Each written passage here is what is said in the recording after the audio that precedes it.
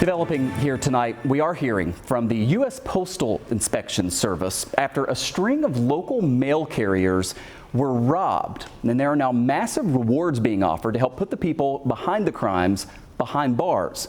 Here's the updated timeline that we got today. There have now been 6 separate incidents beginning back in late October all the way through the first week of this month. 4 of the incidents in Buffalo, 1 each in Amherst and Niagara Falls, and in 2 of the robberies, the suspects pulled guns on the postal employees. The goal each time was to steal a master key that will open up those large blue mailboxes that people use to drop off their letters or small packages and then steal people's identities. The USPS is now offering $150,000 rewards in at least 4 of these robberies. You can see here they have either descriptions of the suspects or even images of them or a getaway vehicle. Earlier today, Jerry Stiers with the Postal Inspector's Office told me about efforts to fight back against this and those rewards now being offered. We're working on new locks for some of these boxes. We're also working on strengthening the boxes themselves to make them more tamper-proof. That's coming, but unfortunately that's a slow process to roll that out across the country because we have thousands of these boxes. So that's happening too, and perhaps that will take some of the incentive for some of these people targeting our carriers away. What is the sort of sense among mail carriers right now? Are you hearing from them that they're worried about this trend? I think they're a little scared, rightfully so, when they're out on their routes because they don't know what's going to happen. And we don't want them to ever have that fear. I didn't have that fear when I was a letter carrier. I know it was a different time, but we don't want them to have that fear. So that's why I think you're seeing the $150,000 reward. And I think you're seeing the emphasis we're putting on these investigations locally.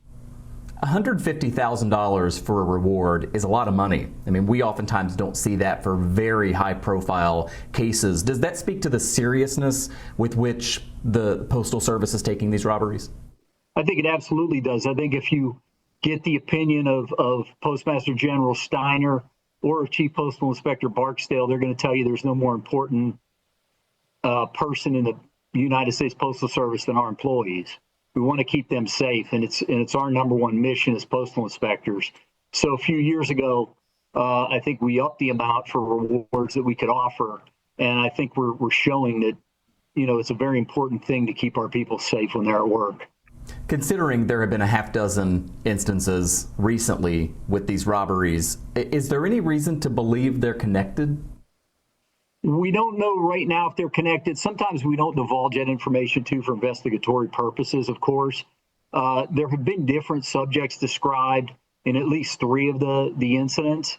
So we don't know that they're connected yet. Perhaps that will play out because a couple of them seem like they're connected. So we'll see down the road, but as of right now, we're not saying that they're connected.